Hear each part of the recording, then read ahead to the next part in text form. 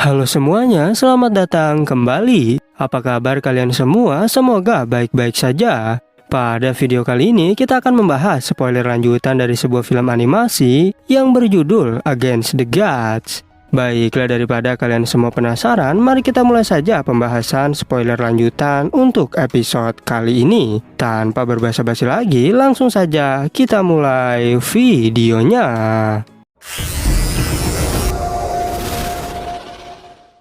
Cerita ini berlanjut, kita diperlihatkan Paman Gu yang berkata bahwa Yunce telah berhasil lolos, jadi seharusnya kita tak perlu bertarung lagi. Namun musuh angin tak peduli dan kembali melancarkan serangannya. Tetapi dengan gerakan cepat Paman Gu berhasil menghalau serangan tersebut. Dirinya juga dibuat terkejut saat melihat ribuan pedang serta kepergian Molly dan Xingwu. Lalu datang Dewi Ying-er yang bertanya, siapa yang baru saja bertarung denganmu sehingga ada udara es di sini?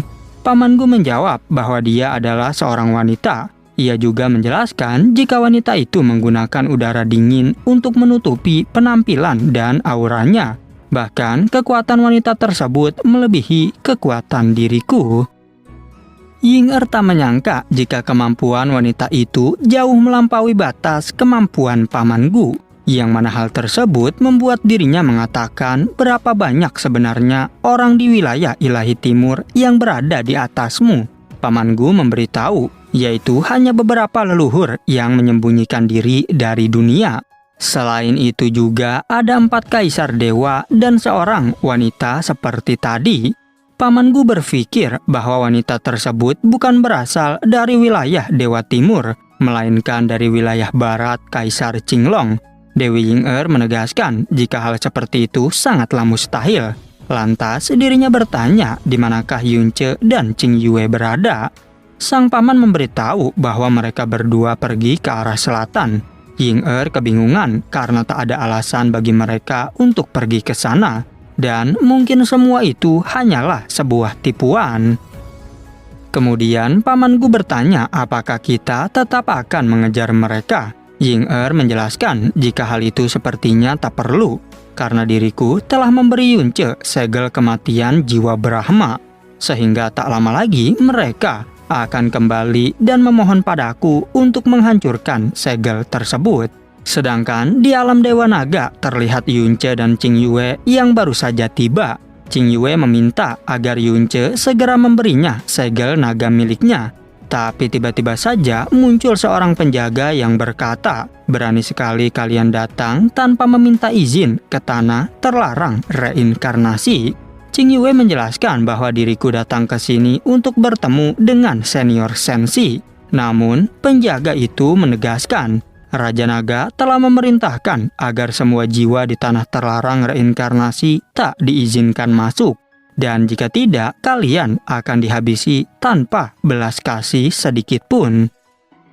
Tak mau menyerah, Qing Yue kembali mengatakan jika segel ini adalah segel Dewa Naga yang berada di bawah kendali Kaisar Naga. Bahkan Kaisar Naga juga menyuruh kedua seniornya untuk melepaskan segel ini. Penjaga itu sontak menjadi sangat terkejut saat melihat segel naga yang dikeluarkan oleh Qing Yue, yang mana hal itu membuat dirinya menyadari bahwa pria ini mungkin adalah Yunce, karena beberapa bulan lalu sang kaisar pernah memberikan sebuah hadiah pada seorang pemuda di wilayah timur.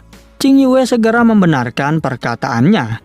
Ia juga memberitahu bahwa saat ini Yunce berada di bawah kutukan yang mematikan. Jadi hanya senior sensi yang bisa menyembuhkan segel kutukan yang diderita olehnya. Teman penjaga itu menjawab, jika seperti ini maka kami tak punya hak untuk melarang kalian. Tetapi selama ribuan tahun kami berjaga di sini.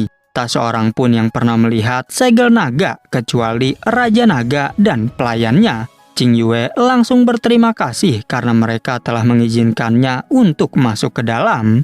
Setelah masuk ke alam Dewa Naga, Qing Yue bergegas memperkenalkan dirinya serta mengatakan tujuannya. Tetapi sang senior mengatakan bahwa ini bukanlah tempat yang harus kau datangi. Sehingga saat itu juga dirinya memerintahkan agar Qing Yue segera pergi. Qing Yue meminta maaf karena telah mengganggu waktu dari senior Senshi. Namun ia memberitahu jika suamiku memiliki segel kematian jiwa Brahma di tubuhnya dan hanya senior Senshi yang bisa menyelamatkan suamiku. Senshi menegaskan bahwa sejak dirimu mengenalku, aku hanya orang luar yang tak pernah ikut campur dalam urusan dunia. Jadi lebih baik kau segera pergi dan jangan pernah menggangguku lagi. Qing Yue terus berusaha agar senior Senshi mau menolong Yunce. Ia juga berjanji jika sang senior berhasil menyelamatkan Yunce, maka dirinya akan memberikan 9 tubuh indah miliknya kepada sang senior.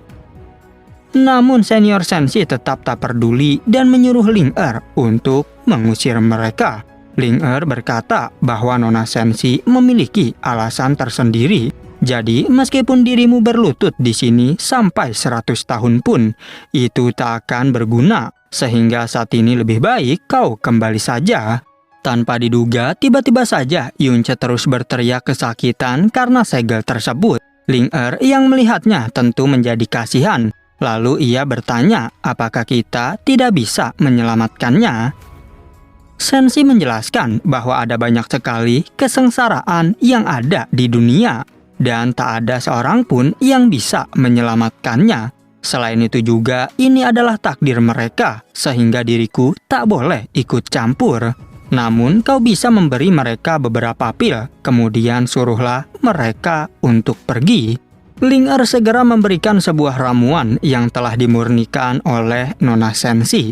Ia berkata meski tak bisa menyembuhkannya, tapi seharusnya ini dapat meringankan rasa sakitnya.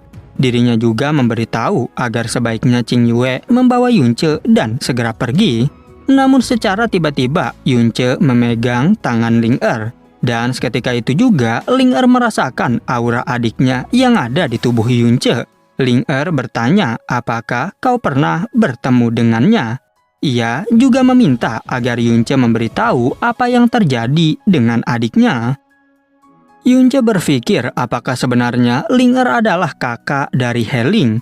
Tetapi kini tubuhnya kembali diterjang rasa sakit yang membuatnya terus berteriak. Ling Er pun segera bersujud memohon agar Nona Senshi mau menyelamatkan Yunce. Ling Er menjelaskan bahwa Yunce membawa manik roh kayu milik keluarganya, yang mana manik itu merupakan kelanjutan dari kehidupan milik adiknya yaitu He Ling. Dan meskipun adikku telah mati, tapi Yunce adalah orang yang dipercaya oleh He Ling. Bahkan Yunce juga harapan terakhir adikku untuk bertahan di dunia ini. Senshi berpikir jika seperti itu mungkin ini adalah kehendak dari Tuhan. Senshi berkata, saat aku membawamu kembali, aku berjanji akan membantumu menemukan saudaramu. Sehingga tentu saja aku tidak akan mengingkari janjiku. Jadi aku memutuskan untuk mencoba menyelamatkan nyawa pria ini. Qing Yue juga langsung berterima kasih karena senior Senshi mau membantunya menyelamatkan Yunce. Tetapi Senshi menegaskan jika diriku melakukan ini karena telah berjanji pada Ling Er. Selain itu, segel penghancur kematian jiwa di tubuh Yunce sangatlah kuat. Jadi diperlukan setidaknya 50 tahun untuk menyembuhkan segel ini sepenuhnya. Hal itu tentu membuat Qing Yue tak percaya. Lalu Senshi mengatakan dalam waktu 50 tahun, Yunce harus tinggal di sini dan tak boleh pergi meski hanya selangkah. Yunce berterima kasih pada Qing Yue karena telah berusaha membantunya. Sementara Qing Yue mengatakan kau seharusnya berterima kasih pada senior Senshi. Qing Yue segera berpamitan untuk pergi meninggalkan Yunce. Namun senior Senshi menjelaskan bahwa sejak kau menyetujuinya, kau juga bisa tinggal di sini bersamanya. Qing Yue menjawab meskipun diriku ingin tinggal, tapi ada beberapa hal duniawi yang harus kuselesaikan. Dirinya berkata jika salah satu hal itu adalah ayah angkatku yang sangat baik padaku, dan ada ibu kandungku yang akan segera meninggal dunia. Sehingga aku tak peduli hal apapun, karena diriku harus kembali untuk menebus semua dosaku. Yunce yang mendengar penjelasan Qing Yue memintanya untuk jangan pergi. Ia mengatakan bahwa diriku harus menunggunya bersamamu. Qing Yue menegaskan, diriku sudah bersusah payah mengirimmu ke sini. Jadi, aku tidak mau kau mati karena keras kepalamu itu. Qing Yue juga berkata bahwa kau harus tahu betapa kejamnya Dewi Ying-er. Dirinya juga mengingatkan, bukan hanya selama 50 tahun, tapi sebelum kutukanmu hilang total, maka jangan tinggalkan alam Dewa Naga. Yunce menjawab, jika kita adalah sepasang suami istri, lantas apa gunanya hidup apabila kita tidak bisa saling melengkapi? Qing Yue pun akhirnya memutuskan bahwa mulai hari ini kau dan aku tidak akan pernah bersama lagi. Setelah itu, Qing Yue menyerahkan Yunce pada senior Senshi. Ia mengatakan, jika setelah 50 tahun nanti diriku masih hidup, maka aku pasti akan membalas kebaikanmu. Namun jika aku mati, maka aku akan membalasnya di kehidupan selanjutnya. Setelah kepergian Qing Yue, Senshi berkata jika sepertinya Qing Yue sangatlah penyayang. Selain itu juga, dirinya begitu kuat dan keras kepala. Lalu, Senshi menyuruh Ling-er agar membawa Yunce untuk masuk ke dalam. Sesampainya di dalam, senior Senshi memulai proses penyembuhan untuk menghancurkan segel kematian di tubuh Yunce. Ia menyadari jika sepertinya segel jiwa Brahma ini ditanam di dalam jiwa, darah, dan urat secara bersamaan. Dan mereka berdua dibuat terkejut saat melihat jiwa pedang Hong-er yang keluar dari tubuh Yunce. Senshi memanggil Hong-er dengan sebutan Wan Huo, sedangkan Hong-er bertanya apakah yang dimaksud dengan Wan Huo. Senshi menjawab, apakah dirimu benar-benar tak mengingatku? Tapi Hong-er justru berkata bahwa nama yang kakak miliki sangatlah aneh. Lalu Hong-er kebingungan apa sebenarnya yang terjadi pada tuannya, yaitu Yunce. Senshi yang mendengar Hong-er memanggil Yunce dengan sebutan tuan pun bertanya, apakah pria ini telah menjadi tuanmu? Hong-er menjelaskan, itu memang benar karena tuan sangat baik padaku. Dirinya juga seringkali memberikan makanan yang enak. Senshi menegaskan bagaimana bisa seseorang di dunia ini layak menjadi tuanmu. Saat Senshi mencoba menyentuh Hong-er, dirinya terkejut karena Hong-er telah menjadi roh pedang. Namun Hong-er memberitahu bahwa hanya tuanku yang bisa menyentuhku. Senshi yang masih penasaran berkata, bukankah dirimu telah diracuni? Bahkan guru Li Suo saja tak bisa memurnikannya, jadi bagaimana bisa kau selamat? Apakah mungkin semua itu karena mutiara racun langit? Hong-er kagum karena Senshi sangat luar biasa mengetahui semua itu.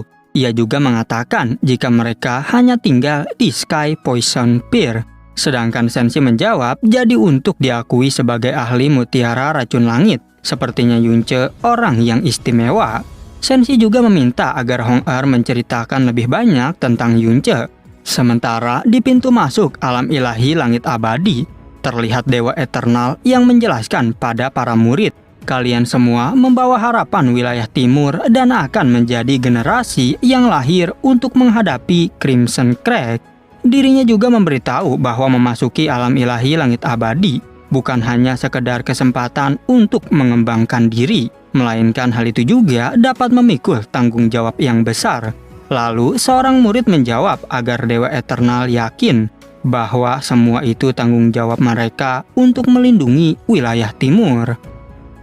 Dewa Eternal lanjut menjelaskan alam ilahi langit abadi kini telah dibuka. Jadi begitu kalian memasukinya, itu akan bertahan selama 3000 tahun, yang dimana di dunia ini hanyalah selama 3 tahun saja.